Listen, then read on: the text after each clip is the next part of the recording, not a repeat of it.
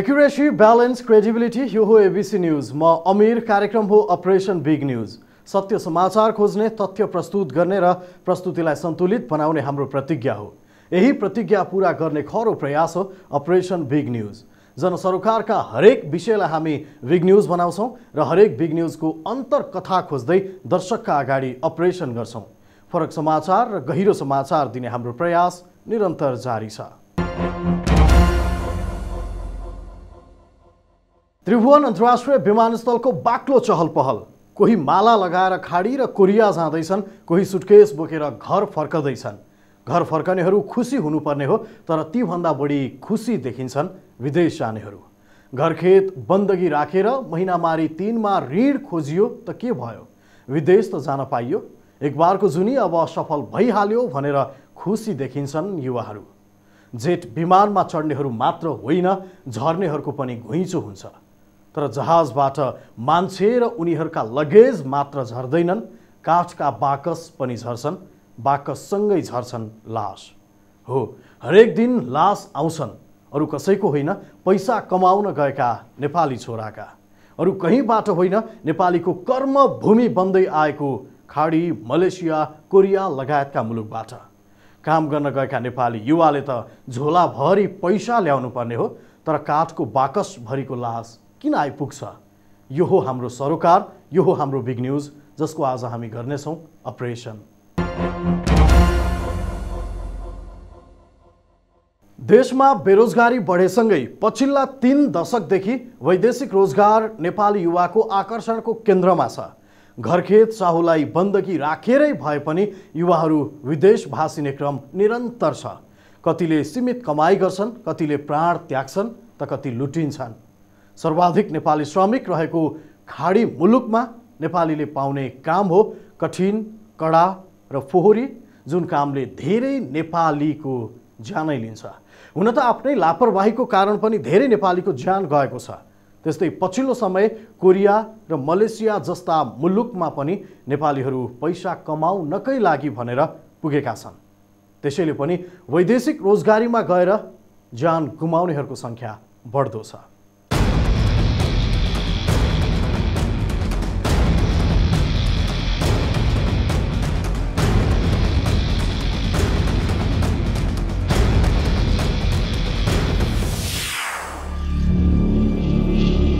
नेपालमा श्रमका लागि बाहिर जानुपर्ने बाध्यता नयाँ होइन, मात्र भौगोलिक क्षेत्र फेरिएको हो। कुनै समय लासा थियो कहिले भारत, कहिले खाडी त कहिले कोरिया र मलेसिया जस्ता क्षेत्रहरू।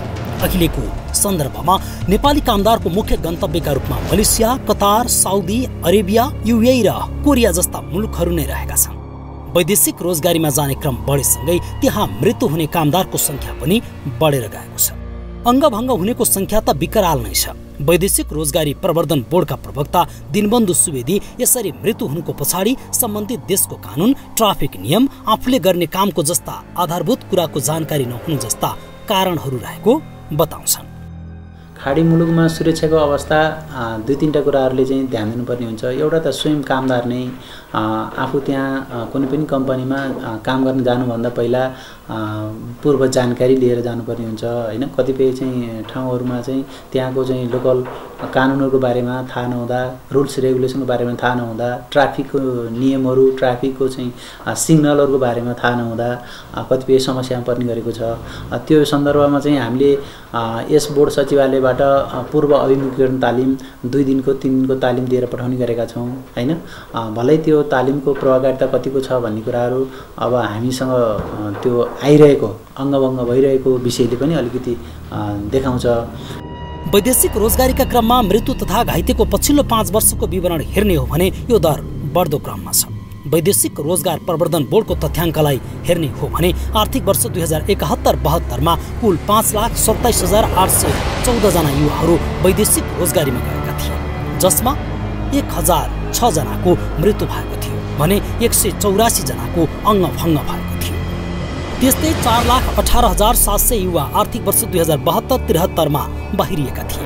त्यसमा 816 जनाको मृत्यु र 117 जना अङ्गभङ्ग भएका थिए। आर्थिक वर्ष 2073-74 मा आइपुग्दा बाहिरिने युवाको सङ्ख्या 3,63,073 रहेकोमा मृत्यु हुनेको सङ्ख्या 700 256 र अङ्गभङ्ग हुनेको सङ्ख्या 204 पुगेको थियो।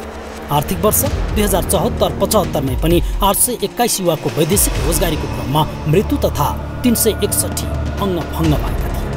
जबकि बाहिरिने क्रम घटेर 3,12,749 पुगेको थियो। यो त श्रम स्वीकृति लिएर बाहिरिनेको तथ्याङ्क हो।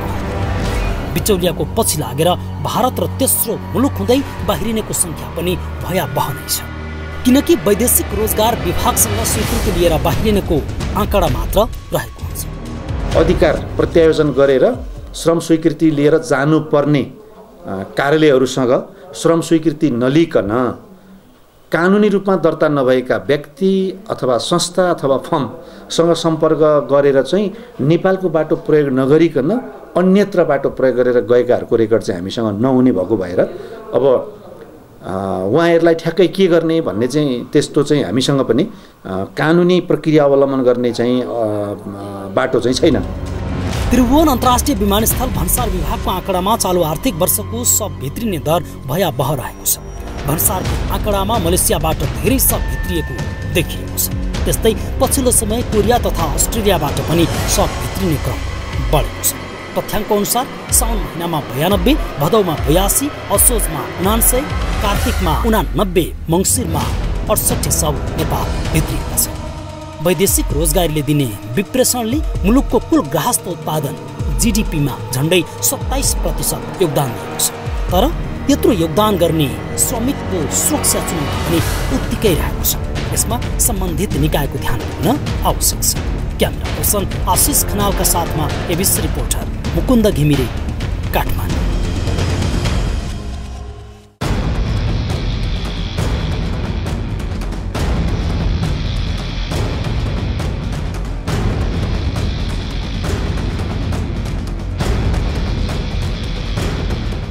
काठमाडौँको अन्तर्राष्ट्रिय विमानस्थलमा निकै भिडभाड हुन्छ। खाडी र कोरिया युवाहरूलाई ओसार्दा एयरलाइन्स कम्पनीहरूलाई भ्याइ नभ्याइ छ। अर्को गन्तव्य मलेसियामा केही महिनादेखि जाने क्रम मात्र रोकिएको छ, कामदार लैजाने कुरो नमिल्दा। खाडी र मलेसिया जहाँ 50 डिग्री सेन्टिग्रेडमा तातिएको बालुवाका पसिना बगाउनुपर्छ, त्यसलाई आकर्षक गन्तव्य होइन बाध्यात्मक कर्मथलो मान्नुपर्छ। तर धन्य हुन् हाँसी हाँसी काममा जाने हाम्रा युवा साथीहरू। यसरी हाँस्दै जाने कति त हाँस्दै फर्किन पाउँछन्, तर कतिको त मृत शरीर मात्र फर्कन्छ।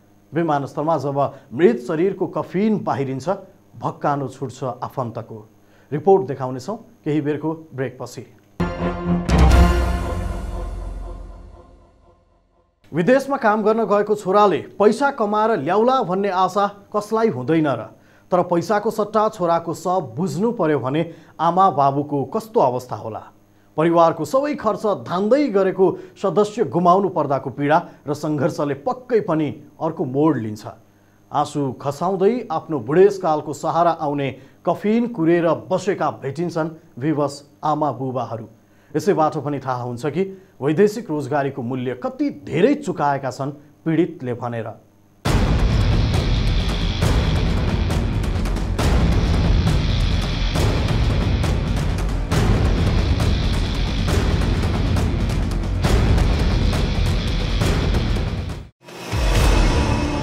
त्रिभुवन विमानस्थल कति लाम लागेका छन् आफ्नो भविष्य कोर्न, कति आफ्ना निकटतमको प्रतीक्षामा छन्। कोही आइरहेका छन्, कोही गइरहेका छन्।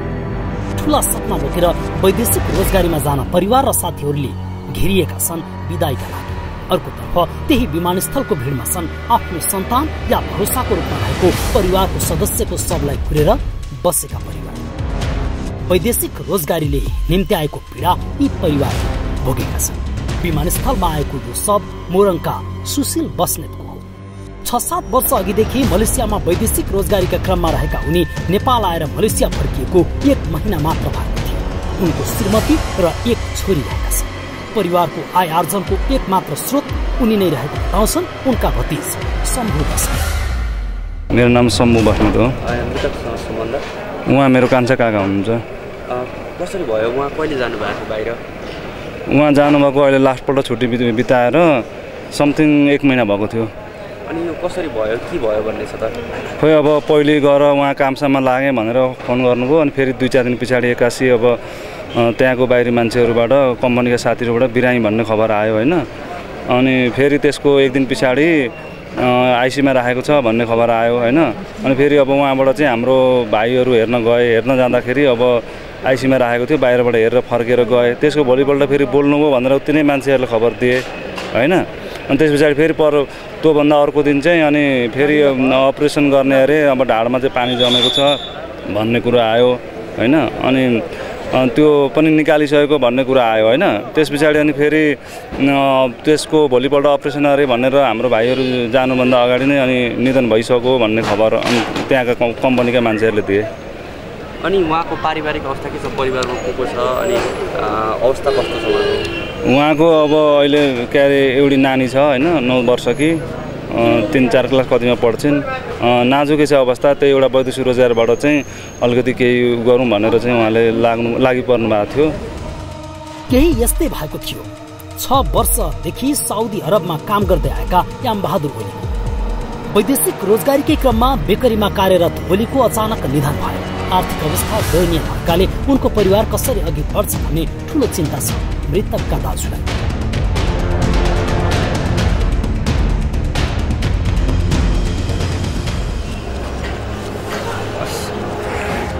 हजुरको नाम? मेरो नाम लालबहादुर ओली हो। अनि यहाँ मृतकसँग सम्बन्ध? भाइ हो। उहाँ कहिलेदेखि जानुभएको थियो बाहिर? 7 वर्ष भयो।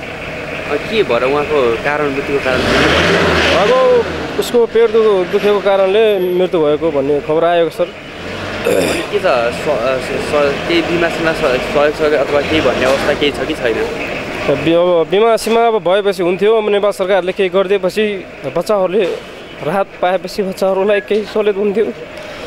बच्चाहरू के छन् उहाँ, कति छन्? 2टा छोरी छ। कति वर्षका? जेठी 7 वर्षको भर्खर जन्मिएको थियो, वैशाखमा आएको थियो। अनि अहिले बच्चा छ फेरि उसको। त्रिभुवन विमानस्थलमा यस्ता दृश्य दैनिकी नै हुन्। अझ अङ्गभङ्ग भएर नेपाल फर्किनेको संख्या पनि उत्तिकै छ। वैदेशिक रोजगार प्रवर्धन केन्द्रले केही प्रयास त गरेको छ, तर यो पर्याप्त बन्न सकिरहेको छैन। दैनिक 2 देखि 4 नेपाली युवाको केही गर्ने ऊर्जाशील उमेरमै मृत्यु हुनु चान्चुने कुरा हो। यस विषयमा गम्भीर बन्नुपर्ने अवस्था आइसकेको छ। त्यसो त सरकारले वैदेशिक रोजगारमा मृत्यु भएको खण्डमा 7 लाख सहयोगको व्यवस्था त गरेको छ, तर कानून र प्रशासनको झन्झटिलो प्रक्रियाका कारण सरकारको त्यो राहत कतिपयले पाउनै सक्दैन।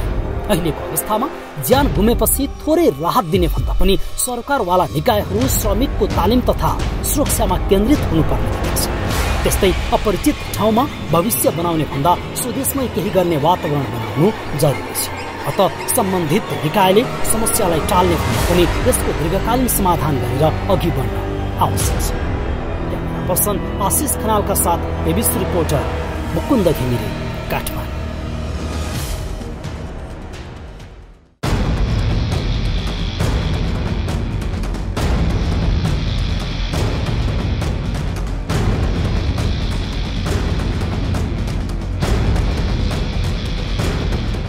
नेपाली युवाहरू ठगिए भनेर धेरै मुद्दा पर्ने गर्छ।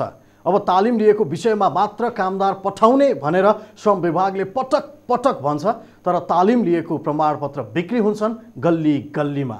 नक्कली प्रमाणपत्र बोकेर जब कामदारहरू विमान चढ्छन्, उनीहरू राज्य बिनाका बेवारिसे जस्तै हुन्छन्। भनेको काम पाए पनि नपाए पनि धन मात्र होइन, ज्यानै गए पनि बोलिदिने कोही हुन्न। मृत शरीर नेपाल ल्याउनै गाह्रो छ। वैदेशिक रोजगारीबाट फर्किएका धेरैका लागि पनि उपयुक्त इलमको अभाव छ। जसले इलम गर्न सके उनीहरू स्वदेशमै जम्छन्, जो सक्दैनन् पुनः विदेशिनुको बाध्यता छ। रिपोर्ट देखाउँछौ केही बेरको ब्रेकपछि। ब्रेकपछि फेरि स्वागत छ। तपाईँ बिग न्युजमा हुनुहुन्छ। दर्शकवृन्द, कुनै समय नेपालको अर्थतन्त्र कृषिमा निर्भर थियो। अहिले आएर वैदेशिक रोजगारबाट प्राप्त हुने विप्रेषणले सबैभन्दा ठूलो हिस्सा ओगट्छ। तर वैदेशिक रोजगार मौलाएसँगै कृषि सुस्तायो। वर्षमा 3 कमाई हुने उर्वर जमिन बाँझिएका छन्।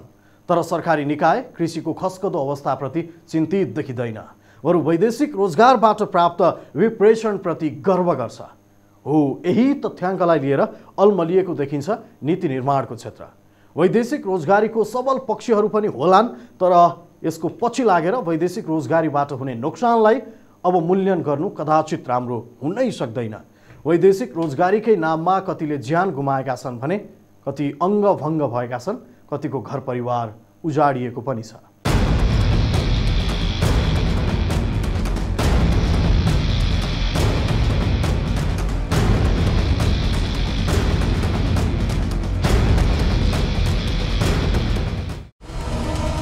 अहिलेको सन्दर्भमा कृषि नेपाली अर्थतन्त्रको एउटा प्रमुख आधार हो भने वैदेशिक रोजगार आय आर्जनको एउटा अवसर। नेपालको कुल गृहस्थ उत्पादनमा कृषिको योगदान घट्दै गर्दा विप्रेषणको भूमिका बढ्दै गएको छ। नेपालमा वैदेशिक रोजगारीमा जानेको संख्या 50 लाख नागिसकेको छ।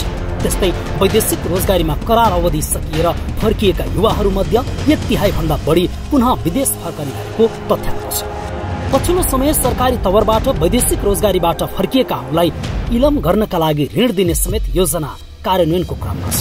तर अझै पनि वैदेशिक रोजगारीमा जानेको भिड घटेको छैन।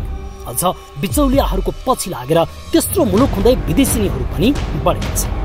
यसो गर्दा श्रम सम्झौता नभएका तथा युद्धग्रस्त देशहरूमा पनि रोजगारका लागि श्रमिकहरू पुगेका छन्। त्यसै त कानुनी रूपमा वैदेशिक रोजगारीमा जानेहरूको सामाजिक सुरक्षामा चुनौती छ।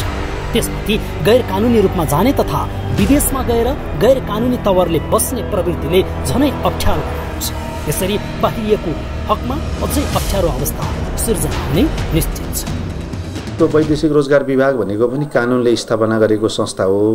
वैदेशिक रोजगार विभागलाई वैदेशिक रोजगार ऐन 64 र नियमावली 64 ले अधिकारहरू प्रदान गरेको छ। त्यो अधिकारभित्र बसेर हामीले काम कारबाही गर्छौँ। यसको अर्थ के हो भने हामीले वैदेशिक रोजगारको सन्दर्भमा पूर्व स्वीकृति र अन्तिम स्वीकृति दिने हाम्रो मुख्य काम हो। सँगसँगै प्राप्त भएका उजुरी गुनासो सुन्ने पनि काम हो। अब अन्तिम श्रम स्वीकृति वैदेशिक रोजगार विभागबाट लिएर गएकाहरूको सन्दर्भमा हामी नोटिसमा हुन्छौँ, हामीसँग रेकर्ड हुन्छ। अनि उहाँहरू कुन कन्ट्री जाँदै हुनुहुन्छ, कुन कम्पनीसँग के कन्ट्र्याक्ट गरेर जाँदै हुनुहुन्छ भन्ने कुरा हाम्रो रेकर्डमा रहन्छ। त्यसो हुँदाखेरि त्यस्ताको सन्दर्भमा हामीले जे म्यानेज गर्नुपर्ने हामीलाई उजुरी प्राप्त भइसकेपछि हामी गर्न सक्छौँ। त्यसो त वैदेशिक रोजगारीका क्रममा मृत्यु हुने, गम्भीर घाइते हुने लगायतको अवस्थामा सरकारले केही रकमको व्यवस्था समेत गरेको छ। विदेशमा घाइते भएकाहरूले उपचार पाउँदा तथा मृत्यु हुनेले राहत रकम पाउँदा विदेशमा बिरामी भएर नेपालमा मृत्यु हुनेको हकमा भने कठिनाइ देखिन्छ। वैदेशिक रोजगार प्रवर्धन बोर्डका प्रवक्ता दिनबन्धु सुवेदी बोर्डले सामाजिक सुरक्षाका क्षेत्रमा सहयोगको काम गरिरहेको बताउँछ। अब विदेशमा गएको कुनै कामदार काम गर्ने दौरानमा अङ्गभङ्ग भयो, उसलाई चोटपटक लाग्यो, बिरामी भयो भने त्यस्तो कामदारले औषधि उपचार गराउँदा बापतको रकम पाउँछ। र हामीलाई चाहिँ आर्थिक सहायता सम्बन्धी कार्यविधि 2068 निर्देशिका 2068 पनि छ। त्यसले कतिपय कुराहरू त कस्तो अवस्थामा कस्तो कुन मात्रामा चोटपटक लागेको लागि कति रकम दिने भन्ने एउटा निर्कुल गरेको छ। अहिले कुनै कामदार विदेशमा गएर मृत्यु भयो भने कन्ट्र्याक्ट पिरियडभित्र छ, करार अवधिभित्र छ भने उहाँको आश्रित परिवारलाई, नजिकको हकदारलाई, श्रीमान छ भने श्रीमतीलाई, श्रीमती छ भने श्रीमानलाई, अथवा श्रीमती छैन विवाह नगरेको छ भने बुवा आमालाई, नजिकको हकदारलाई हामीले 7 लाख रुपियाँसम्म आर्थिक सहायता उपलब्ध गराउँछौँ। मृत्यु भएको केसमा यदि कडा रोग लाग्यो, क्यान्सर भयो, मृगौला डायलिसिस गर्नु पर्यो भने त्यसको लागि पनि हामीले 7 लाख रुपियाँसम्म उपलब्ध गराउँछौँ। त्यस्तै वैदेशिक रोजगारीका क्रममा मृत्यु हुनेका आफन्तहरूको गुनासो आउने छ। सब ल्याउने प्रक्रिया झन्झटिलो भएको भने बोर्डका प्रवक्ता सुवेदी विभिन्न निकायहरूका बीच समन्वय आवश्यक पर्ने भएकाले अप्ठ्यारो देखिएको बताउँछ। कुनै पनि कामदार श्रम स्वीकृति लिएर विदेशमा जानुभएको छ, श्रम स्वीकृति लिएर जानुभएको छ अथवा श्रम स्वीकृति नलिकनै जानुभएको छ र विदेशमा चाहिँ मृत्यु भएर अलपत्र परेको छ भने हामीले त्यसलाई हाम्रो नोटिसमा आउने बित्तिकै हामीले दूतावासलाई सम्पर्क गर्छौँ। दूतावासले सम्बन्धित दूतावासले चाहिँ त्यहाँको कम्पनीलाई सम्पर्क गर्छ र त्यो सबको कुन अवस्था छ त्यो आधारमा र यहाँ हामीले जानकारी भएसम्म त्यो सब जसको नेपालमा नातेदार हुनुहुन्छ उहाँहरूलाई एउटा निवेदन हामीलाई नोटिस दिनुपर्छ। यहाँ पनि दिन सक्नुहुन्छ अथवा परराष्ट्र मन्त्रालय अथवा कन्सुल सेवा विभागमा पनि दिन सक्छ, स्वयं उहीँ दूतावासमा पनि दिन सक्नुहुन्छ। यो 3 ठाउँमा जहाँबाट निवेदन उहाँहरूले दिए पनि त्यसको सब झिकाउने प्रक्रिया सुरु हुन्छ र कुनै सब बोर्ड सचिवालयको कोर फङ्सनमै पर्छ। कुनै पनि कामदारको सब विदेशमा अलपत्र पर्यो भने त्यसलाई बोर्डले नै सम्बन्धित परराष्ट्र मन्त्रालय मार्फत सम्बन्धित दूतावासमा पैसा पठाएर हुन्छ कि त्यहाँबाट सम्पर्क गरेर हुन्छ कि ल्याउने गरेको छ। अहिले वैदेशिक रोजगारी एक हदसम्म बेरोजगारीको विकल्प र आवश्यकता। सरकारले बेरोजगारी हटाउन उचित पहल गरेको खण्डमा वैदेशिक रोजगारीको आवश्यकता घट्दै जान्छ। कुनै समय देशको अर्थतन्त्र धानेको कृषिमा अहिले जनशक्ति अभाव छ, तर वैदेशिक रोजगारीमा जनशक्ति बाहिरको छ। कसलाई रहर हुँदैन र आफ्नै ठाउँमा आत्मसम्मानका साथ जीवनयापन गर्ने, तर यसका लागि उचित वातावरण भने बनिनुपर्छ। कृषिलाई आधुनिकीकरण मात्रै पनि गर्न सके धेरै अवसर सिर्जना हुन सक्छन्। अत रेमिटेन्सले अर्थतन्त्रमा दिएको योगदानमा नरमाई नेपाली युवालाई स्वदेशमै काम गर्ने अवसर मिलाउन आवश्यक छ। यति भएमा दिन प्रतिदिन केही गरौँ भन्ने युवाहरू कफिनमा या अङ्गफङ्ग भएर नेपाल फर्किनुपर्ने अवस्था सिर्जना हुने छैन। क्यामेरा पर्सन आशिष खनाल र सञ्जय घिमिरेका साथ एबिसी रिपोर्टर मुकुन्द घिमिरे, काठमाडौँ।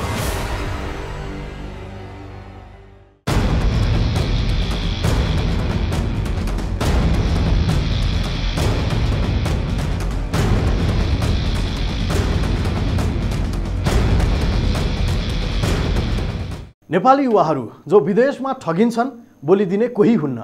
जब उनीहरूको ज्यान जान्छ सब नेपाल ल्याउनु पर्यो भनेर कम्पनीलाई दबाब दिने कोही हुन्न। कुनै कम्पनीले मानवीय नातामा कर्तव्य पुरा गर्छन्, जसले आफ्नो कर्तव्य पुरा गर्दैनन् उनीहरूलाई दबाब दिने कोही हुन्न।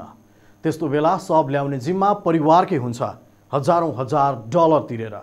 नेपाली युवा जो 25-30 हजार तलबका लागि विदेशिन्छन् उनीहरूको परिवारले कम्तीमा 10,000 अमेरिकी डलर अर्थात् 10 लाख भन्दा बढी रुपैयाँ कहाँबाट ल्याउने? यो प्रश्न नेपालमा रेमिट्यान्स बढ्यो भनेर हिसाब गर्ने सरकारी हाकिमहरूलाई अनि श्रमजीवी नेपालीको पाखुराको बलमा पैसा कमाउने म्यान पावर कम्पनीलाई। अपरेसन आज सकिन्छ, भोलि अर्को बिग न्यूजको अपरेसन गर्नेछौँ। गाउँ सहर र दुनियाँ बिउझाउने हाम्रो अभियान जारी छ। एबिसी न्यूज तपाईँ हेर्दै गर्नुहोला। नमस्ते।